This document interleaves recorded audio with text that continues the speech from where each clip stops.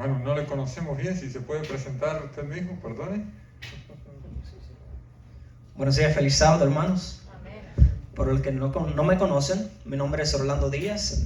Viajé desde Florida con mi familia que nos encuentra con nosotros aquí hoy, aquí para Waco, y aquí estaremos, si Dios lo permite, un buen tiempo.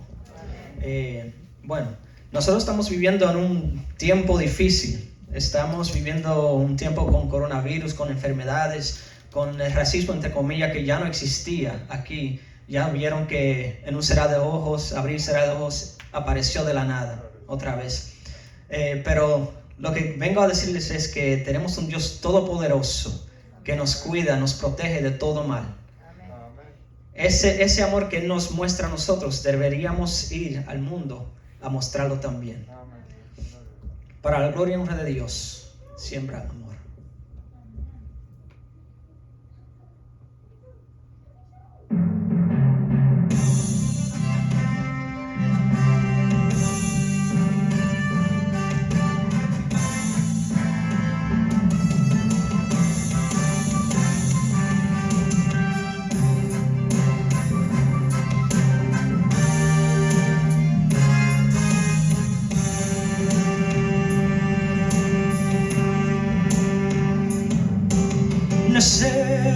Necesitamos un mundo mejor, donde haya paz y reine el amor, donde las guerras no se libren más, ni exista ya maldad. Siembra amor y el odio cesará. Siembra amor y vendrá la paz. Siembra amor y el odio cesará. Siembra amor y vendrá la paz. No existe amor si no es de Dios. Si amo hoy fue porque Él lo dio. Entonces clamo, amor en mi Jehová, y el amor florecerá. Siembra amor y el odio cesará. Siembra amor y vendrá la paz. Siembra amor y el odio cesará. Siembra amor y vendrá la paz. Dice la palabra de Dios: porque de tal manera amó Dios al mundo, y ha dado a su único Hijo para morir por ti y por mí en la cruz del Calvario, para que a todos aquel que en Él cree no se pierda, mas tenga vida eterna.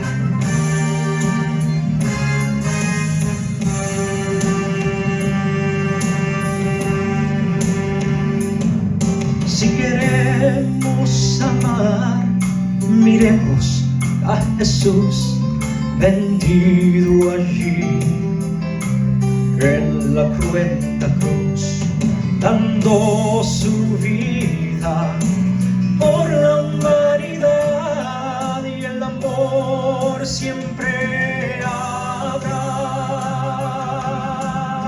Siembra amor y el odio cesará.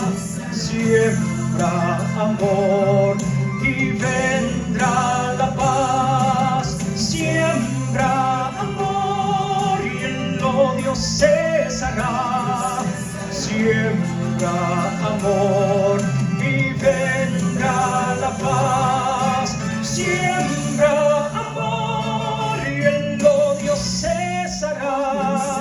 Siembra amor y vendrá la paz. Siembra amor y el odio cesará.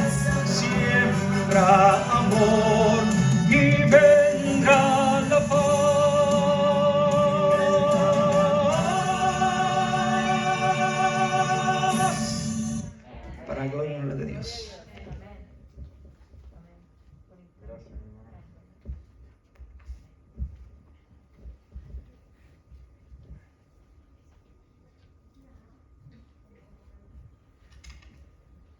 Gloria a Dios, preciosa alabanza. Muchas gracias, mi hermano. Realmente estamos viviendo momentos donde necesitamos, ¿verdad?, ese amor de Dios y mostrar ese amor de Dios. En esta mañana vamos a estar estudiando una historia de la Biblia que en parte nos va a enseñar la necesidad que tenemos de compartir ese amor de Dios.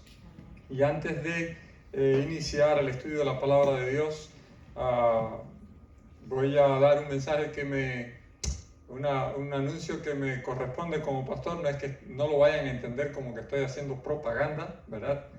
No es intención de hacer propaganda, pero me corresponde como pastor dejarles saber. Hay una organización acá de la ciudad de Waco que ha mantenido informado a los pastores de toda el área respecto a la situación del COVID, y entonces nos están pidiendo que le dejemos saber a la iglesia en próximos días.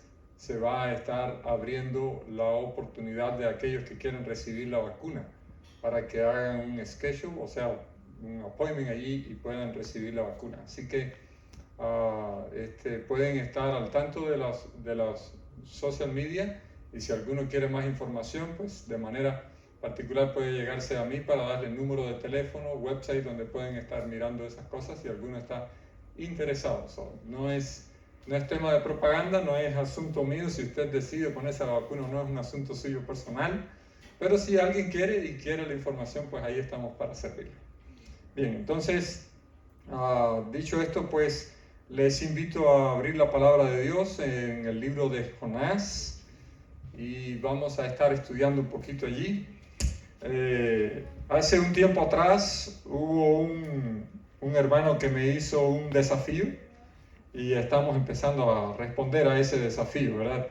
El desafío fue sencillo: ¿por qué se predican mucho de otros aspectos del Nuevo Testamento y de la Biblia y no de los profetas?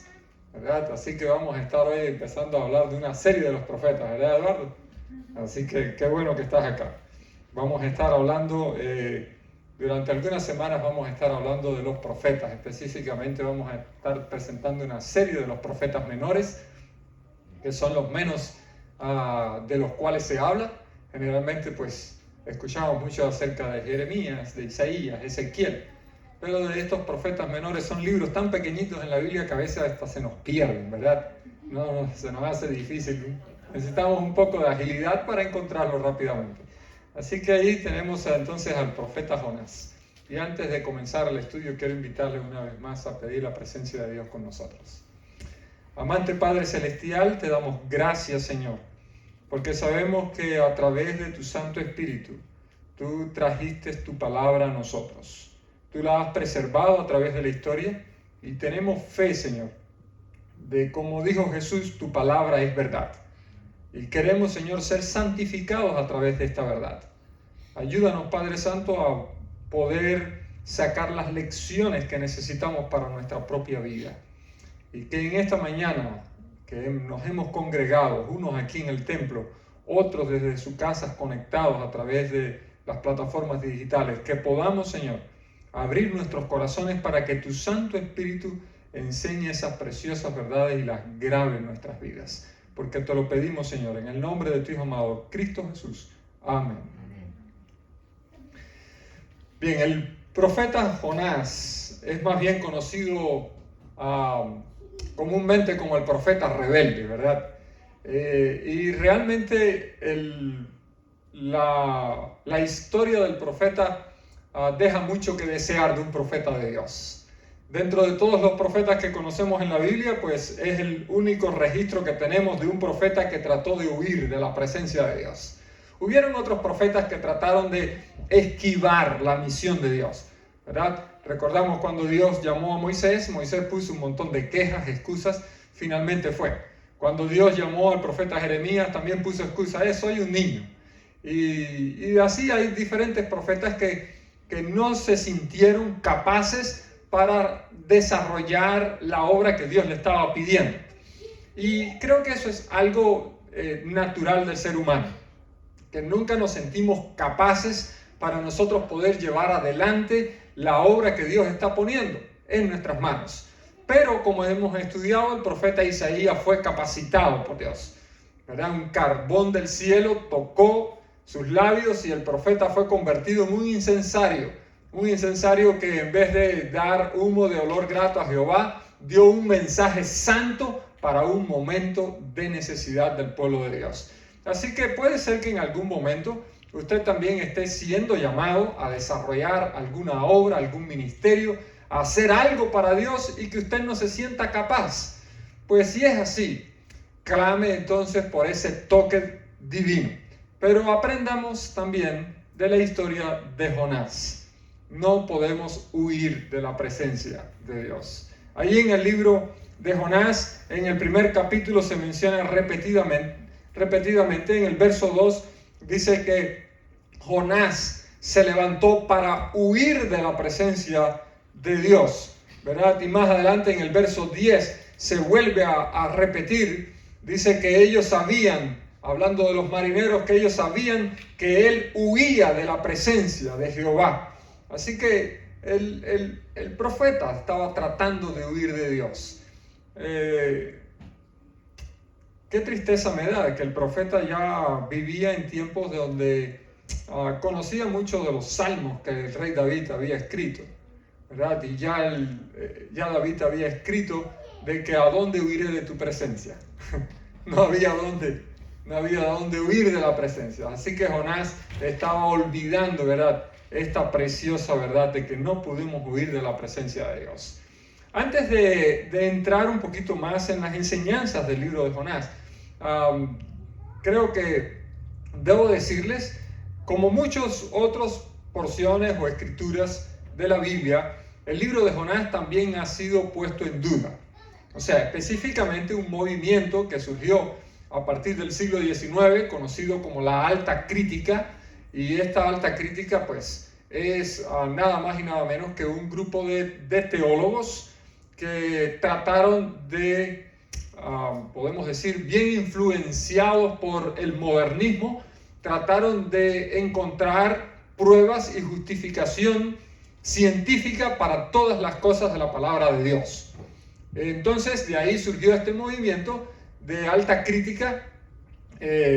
Cuando estamos hablando de esta palabra de crítica, no es quizás en el concepto que nosotros lo conocemos normalmente cuando estamos refiriéndonos a criticar a una persona, sino quizás usted puede asociarlo mejor con los críticos del cine, ¿verdad?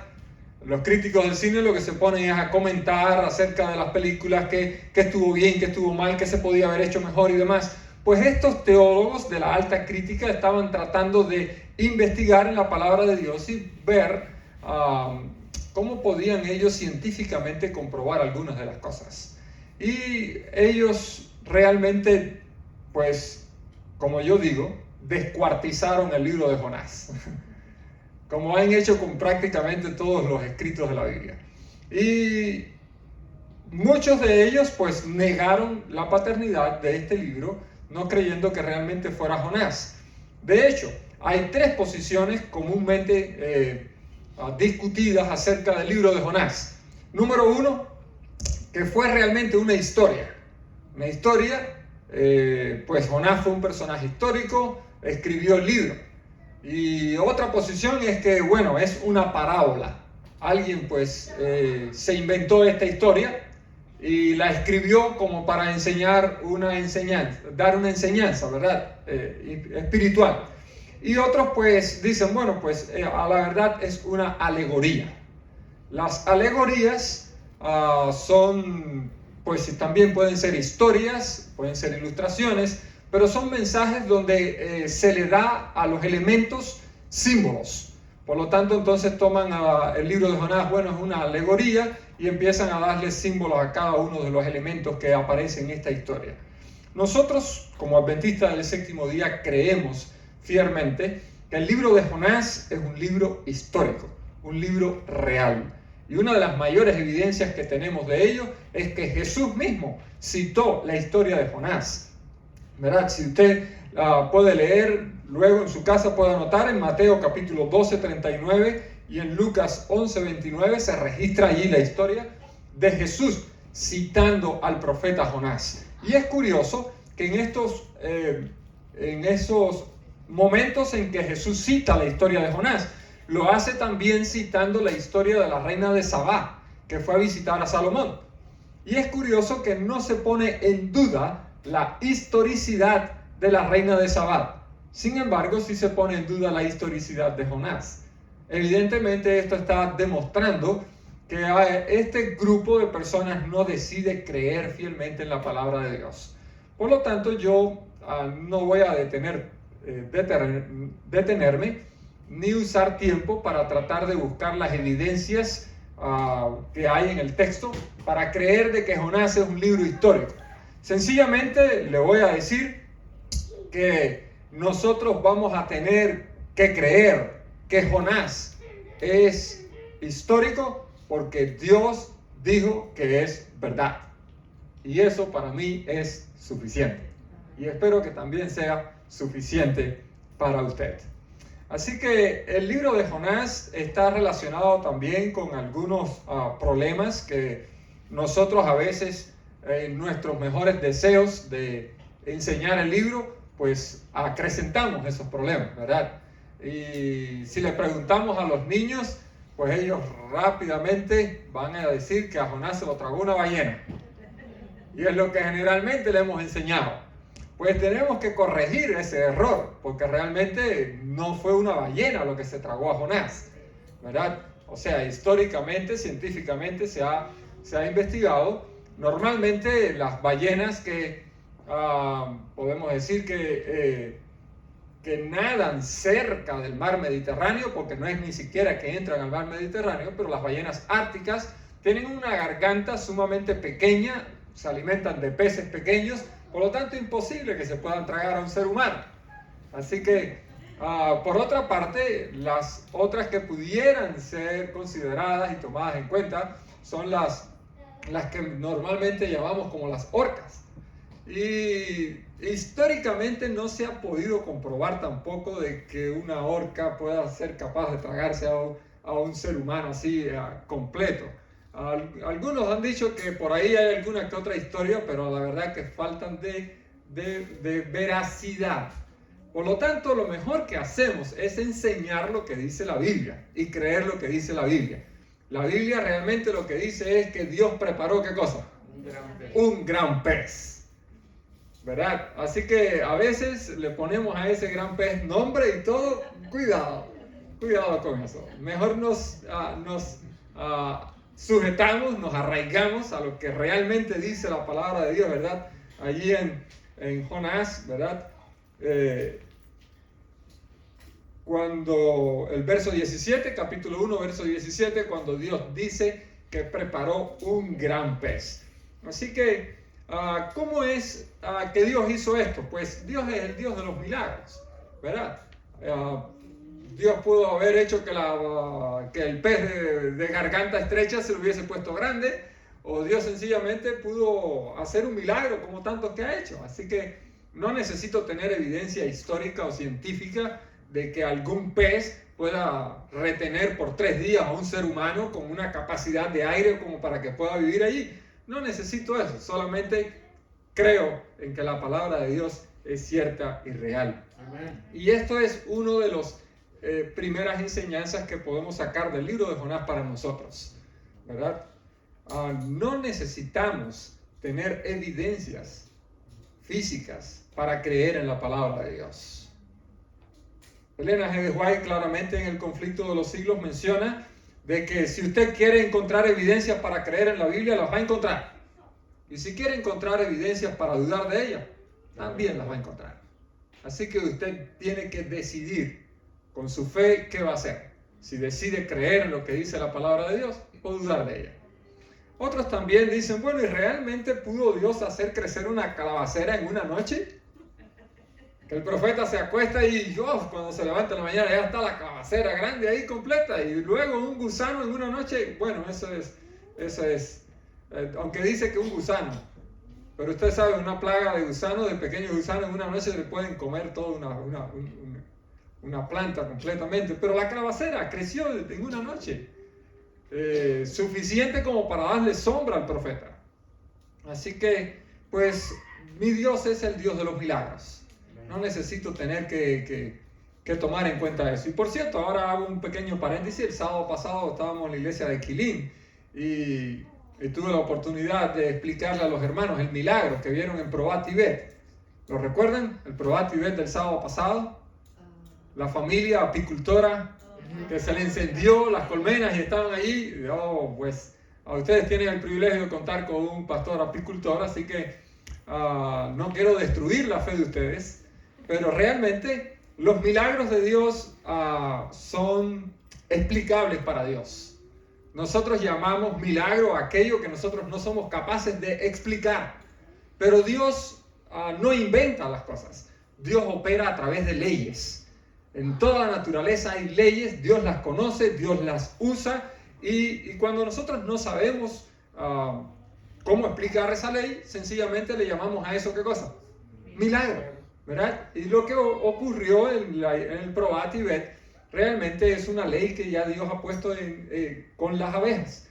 La miel funciona para las abejas como una barrera térmica.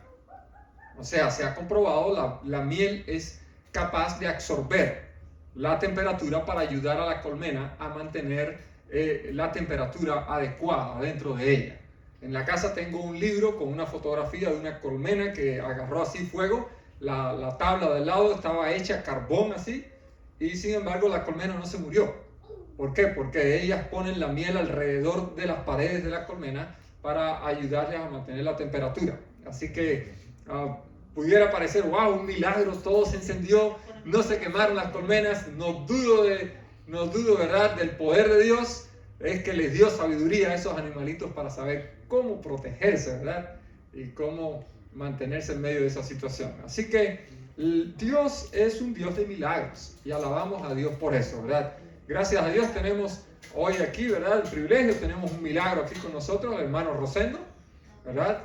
Para gloria de Dios, Dios ha hecho un milagro, ¿verdad?, en su pie, y hoy lo tenemos aquí, ¿verdad?, con zapato y todo puesto. Gloria a Dios por eso. Así que Dios es un Dios de milagros.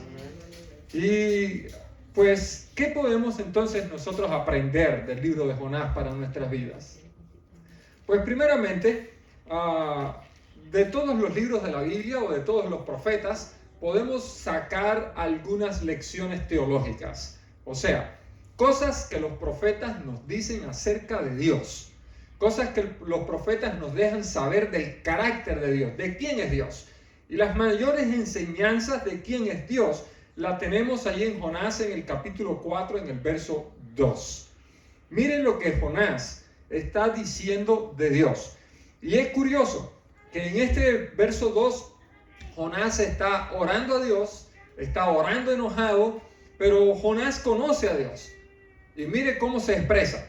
Dice, lloró a Jehová y dijo, ahora, oh Jehová, ¿no es esto lo que yo decía estando aún en mi tierra? Por eso me apresuré a huir a Tarsis, porque sabía que tú eres Dios paciente, piadoso, tardo en enojarse y grande en misericordia, y que se arrepiente del mal. 6 características de Dios.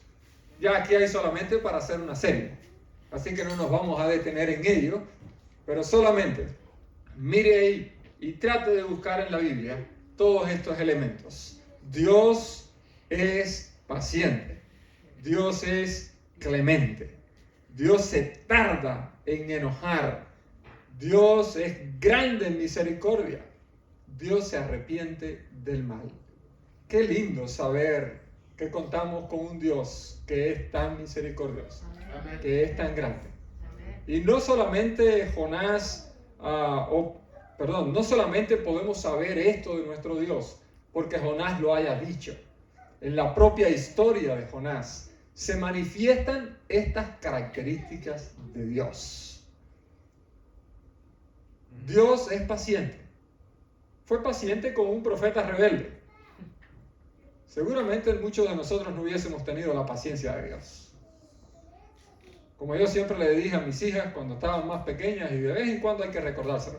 Me gusta decir las cosas una vez, no las repito 2 veces. Es esto y ya. Una vez creo que es suficiente. Me aseguro de que lo hayas escuchado, de que lo entendiste una vez y punto. Dios se le tuvo que decir a Jonás 2 veces, vete a Nínive.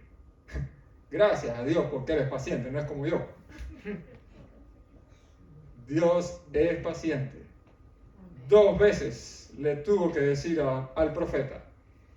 Dios dice que es clemente, ¿verdad? Cuando hablamos de Dios clemente, esta palabra viene de una raíz que significa amigable, proveedor, compasivo, generoso. ¿Podemos ver en el libro de Jonás a un Dios de esa manera? Pues obviamente, un profeta enojado por la manera en que Dios trata a los impíos, y todavía Dios le hace crecer ahí una calabacera para darle sombra al profeta, para cuidarlo del sol. Ese es un Dios clemente, un Dios amigable, un Dios que, ok, tú no quieres tener relación conmigo, pero yo de todos modos voy a seguir insistiendo en ser tu amigo, en estar cerca de ti. Gracias. Y alabamos a nuestro Dios, porque Dios es clemente. Pero también dice que Dios es piadoso, o sea, Dios se compadece, Dios tiene compasión de nosotros. Y Dios no solo tuvo compasión de Jonás, sino que también tuvo compasión de los marineros. Cuando Jonás estaba en medio de la embarcación, todos ellos creían que iban ¿a qué? A morir. Sin embargo, Dios mostró su compasión. De aquí el único que tengo problema es con Jonás. Tírenlo y ya, todo se va a salvar. Y Dios tuvo compasión de los marineros. Ellos siguieron vivos. Pero también Dios tuvo compasión de Jonás. Jonás merecía quedar muerto ahí en el mar, ahogado. Y Dios proveyó ¿qué cosa? El pez. Dios es compasivo. Dios muestra su amor para con nosotros, aunque no lo merecemos. Y sigue diciendo que Dios es tardo en enojarse, ¿verdad? Y aquí voy a hacer un elemento curioso de la Biblia para que tomamos en cuenta. Cuando estudiamos en la clase, en el seminario de profetas, la verdad que esto nos llamó muchísimo la atención, bien curioso. Esta frase que se usa aquí, tardo para enojarse, es en el literal hebreo, la palabra hebrea es erek apayín. Y en la Biblia esto es conocido como un antropomorfismo. O sea, antropomorfismo es la característica es el hecho de atribuirle a Dios características humanas. O sea, cuando ponemos a Dios con ojos, con manos, con oídos, ¿verdad? Realmente no sabemos cómo es Dios. Sencillamente, Jesús dice que Dios es espíritu, ¿verdad? Así que nosotros, pues, a veces los profetas, para ayudarnos a entender mejor a Dios, lo ponen con estas características. Y aquí en Jonás, cuando dice el profeta, yo sé que tú eres tardo para enojarte, está usando esta expresión de antropomorfismo, que en el hebreo literalmente significa que tienes una nariz larga o que tienes 2 narices. Y es que toman la idea de que la nariz es el asiento del enojo. O sea, y pues si la nariz es el asiento del enojo, dice, pues Dios tiene entonces una nariz larga o tiene 2 narices. Porque es tardo ¿para qué?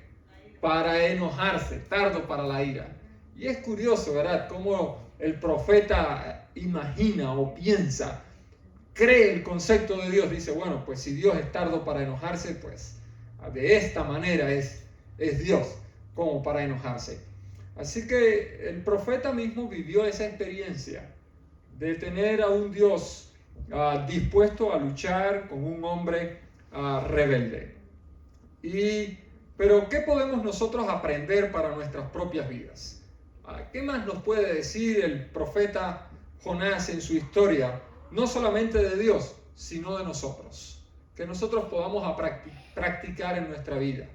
Lo primero que podemos aprender de esta historia lo encontramos allí en Jonás, en el capítulo 1, ¿verdad?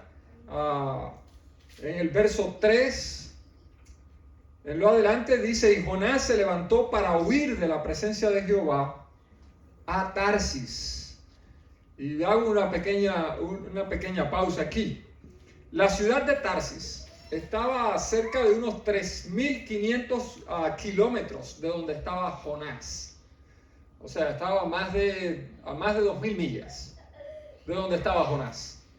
Sin embargo, la ciudad de Nínive estaba como a unas 800 millas. Dios le está mandando: ve allí a 800 millas, y dice Jonás: yo me voy a ir ¿a dónde? A 2.000 millas. Queridos, la primera lección que tenemos que aprender es que la desobediencia es costosa. Jonás tuvo que pagar un boleto a Tarsis por su desobediencia. Si hubiese obedecido a Dios, ir a Nínive hubiese podido ir a pie, en un camello. Le iba a salir más barato. Pero cuando tratamos de desobedecer a Dios, la desobediencia nos cuesta. No solamente le costó a Jonás tener que pagar un boleto para irse lejos, sino que también le costó a los marineros. La desobediencia nuestra no solo nos va a costar a nosotros, sino que le va a costar a otros que están al lado nuestro, que no merecen o no tienen culpa. Los marineros no tenían culpa de la desobediencia de Jonás, pero porque allí estaba el desobediente, pues ellos tuvieron que tirar toda la mercancía que llevaban en su embarcación al mar. Así que la pregunta que tenemos que hacernos es: ¿estoy desobedeciendo a Dios en algo? ¿Qué me está costando esa desobediencia? ¿Qué le está costando esa desobediencia a mi familia, a mis hijos, a mi iglesia? No hay forma de que nosotros podamos salirnos con las nuestras. Es verdad que Dios es clemente y misericordioso, que Dios es tardo para enojarse, pero Moisés también escribió que Dios por ningún modo tendrá por inocente al culpable. Y eso que sembramos, tendremos que cosechar. Así que aprendamos de la vida de Jonás. La desobediencia a Dios es costosa. Te cuesta a ti, le va a costar a tu familia, le puede costar a tu iglesia también. Otra lección que podemos aprender del libro de Jonás la podemos encontrar allí en el capítulo 2, en los versos 5 hasta el 8. El profeta, a pesar de sus problemas con Nínive, predicó, dio el mensaje. ¿Y el pueblo qué pasó con Nínive? Se arrepintió. Amén, gloria a Dios. Quizás usted pueda decir: wow, tremendos resultados los que tuvo Jonás con la predicación. Ya, pero los buenos resultados que nosotros podamos tener no son síntomas de que realmente seamos hombres o mujeres de Dios.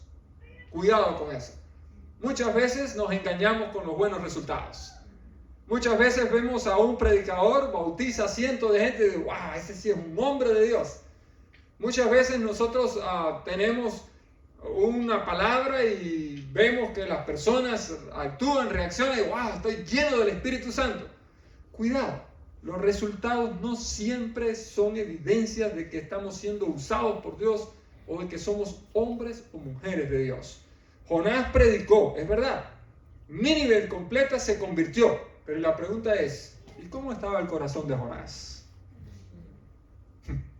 Mientras que toda la ciudad se estaba arrepintiendo, el profeta estaba amargado y estaba enojado con Dios.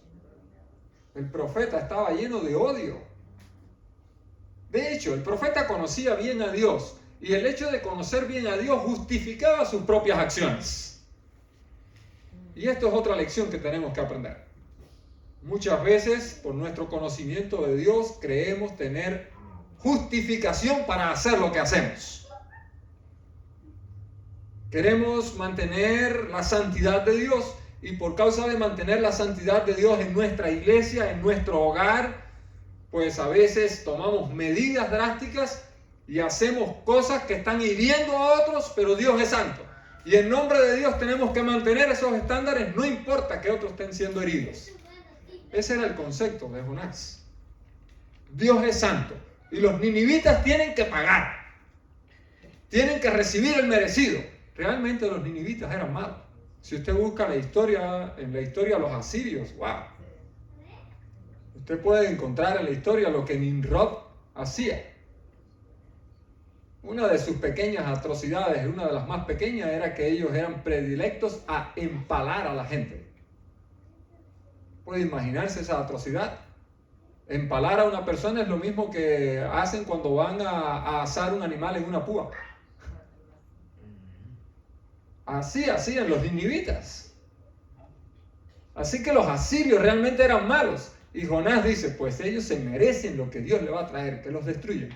Cuidado.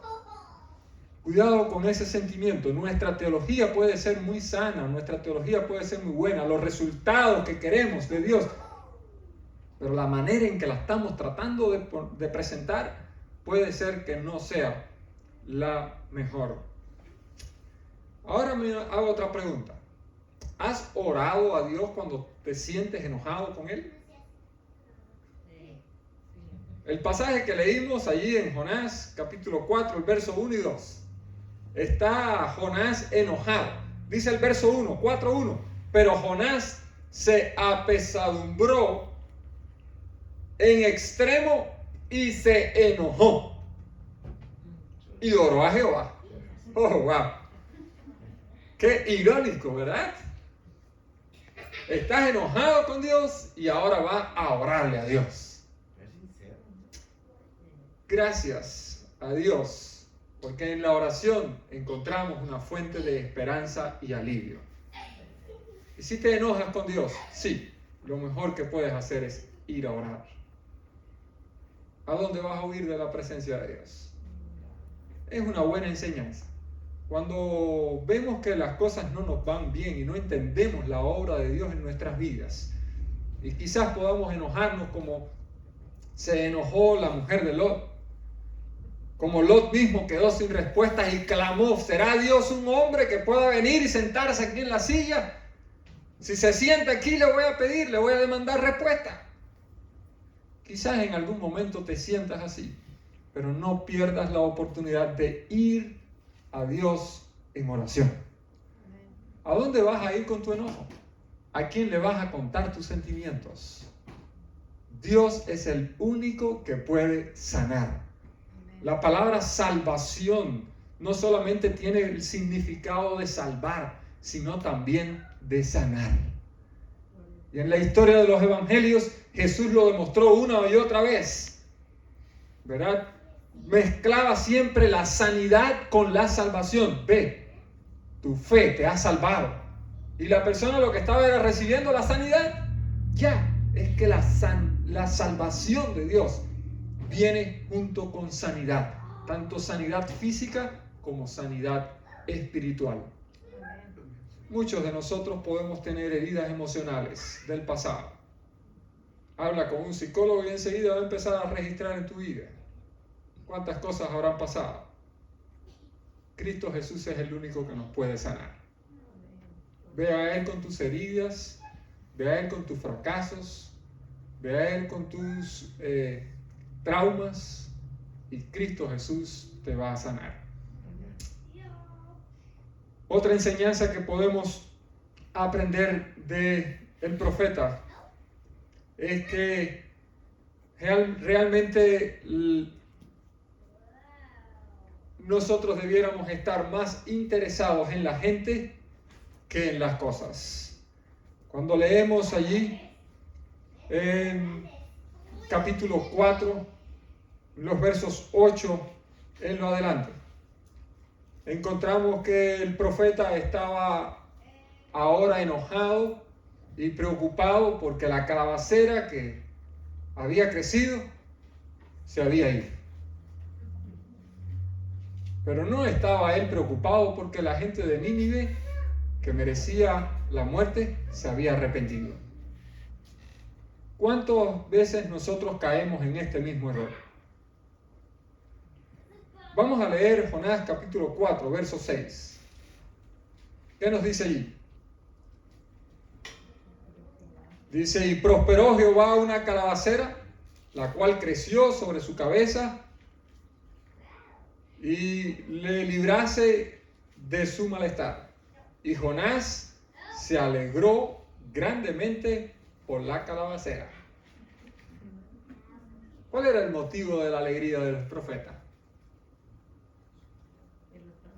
¿Cuál fue el motivo de su alegría? La calabacera que creció y que le estaba dando sombra. Y yo pregunto, ¿y no era profeta de Dios? ¿No debía haber sido el motivo de su alegría de que toda una nación se había arrepentido de Jehová? Profeta estaba más preocupado por las cosas que por la gente. ¿Cuántas veces nosotros caemos en ese mismo error? Preocupados por las cosas, terminamos hiriendo a la gente.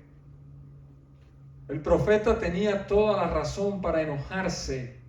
Y creo que una de las cosas que no entendió Jonás fue la lección del amor, de la ley y el amor que Dios le estaba dando. El mismo amor que Dios había mostrado para con él era el mismo amor que estaba mostrando para la ciudad de Nínive, impenitente. Creo que el profeta olvidó quién era él, quién era su nación. Él estaba reclamando justicia de Dios para esta nación impenitente. ¿Pero acaso había olvidado el profeta cuántas veces Dios había tenido que tener misericordia de la nación de Israel? Jonás está escribiendo en días del rey Jeroboam II. Ya Jeroboam II, desde David hasta, o mejor dicho, desde Jeroboam, el sucesor de Salomón, hasta Jeroboam II habían pasado varios reyes que habían hecho lo malo delante de Jehová. Sin embargo, Dios había tenido una y otra vez misericordia con el pueblo de Israel. Ahora estaba reclamando para él la bendición, estaba reclamando para él el amor de Dios, pero estaba olvidando que el amor que Dios nos brinda también es para compartirlo con otros. Jonás se está viendo como un buen hombre. Jonás se está considerando a sí mismo como mejor que los ninivitas. ¿Cuántas veces nosotros caemos en ese error? Mirando los errores y las faltas de otros, creyendo que nosotros mismos ya estamos siendo objetos del amor de Dios y no nos damos cuenta del propio error que tenemos. Jonás estaba ciego ante sus propios errores, ante su propio orgullo. Dios es un Dios de amor. Dios eligió a Israel no porque fuera bueno. Dios eligió a Israel por pura gracia. Dios te ha llamado a ti a la salvación no por los buenos dones que tengas, no por tu buen carácter.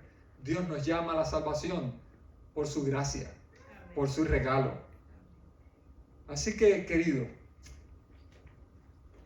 el profeta Jonás, como profeta rebelde, fue dejado en la palabra de Dios para que nosotros podamos aprender de que la misericordia de Dios está abundante para todos, de que Dios escucha todas las oraciones, aún a veces escucha las oraciones de los incrédulos.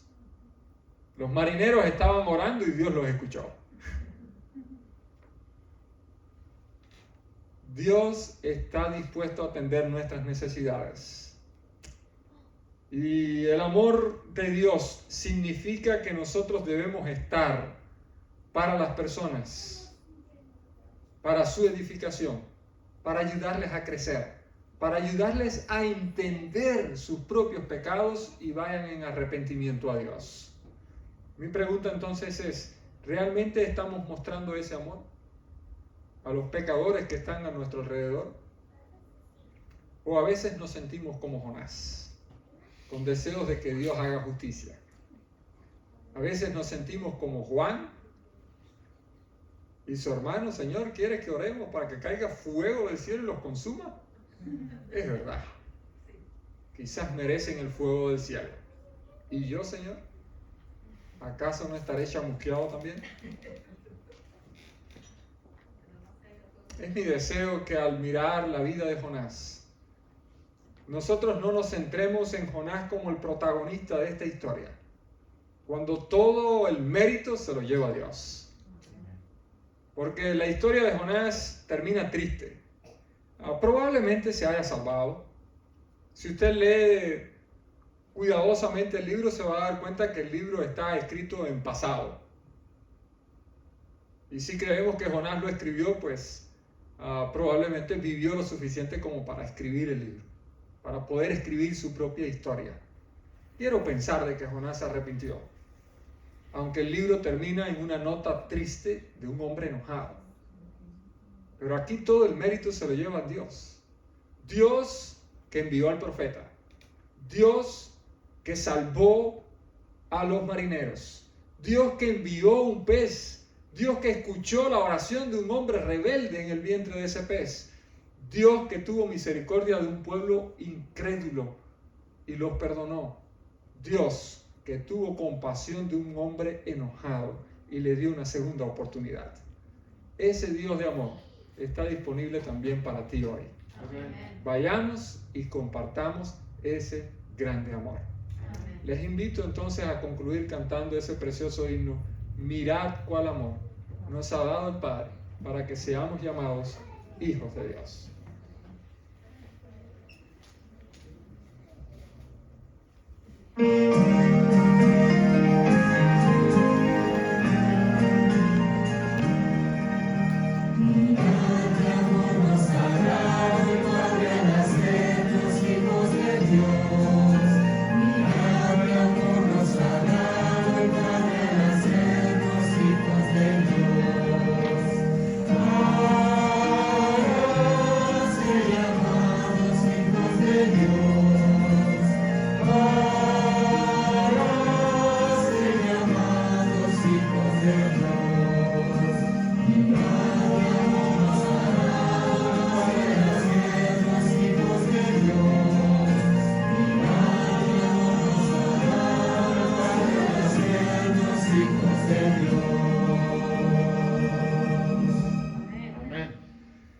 Amante Padre Celestial, gracias, porque tú has demostrado tu amor al enviar a Cristo Jesús a nuestras vidas.